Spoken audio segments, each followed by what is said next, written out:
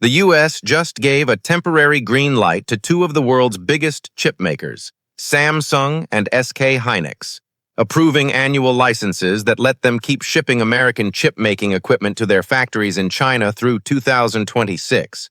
And while that might sound boring, it's actually a huge deal in the middle of the ongoing U.S.-China tech showdown. Until now, these companies were operating under special waivers that are about to expire at the end of the year. But instead of fully cutting them off, Washington switched to a tighter year-by-year approval system that gives the U.S. way more control while still keeping global chip supplies from getting wrecked. The Trump administration has been reviewing old export rules and says earlier restrictions were way too soft, especially when it comes to sensitive tech like semiconductors and AI hardware. And this move lets the U.S. keep China on a shorter leash without triggering chaos in the global market.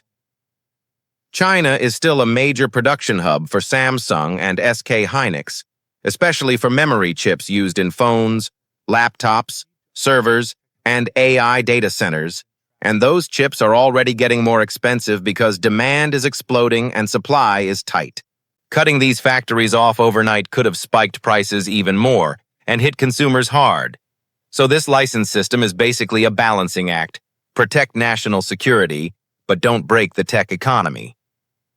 The companies themselves are staying quiet, and U.S. officials aren't saying much either, which shows just how sensitive this whole situation is.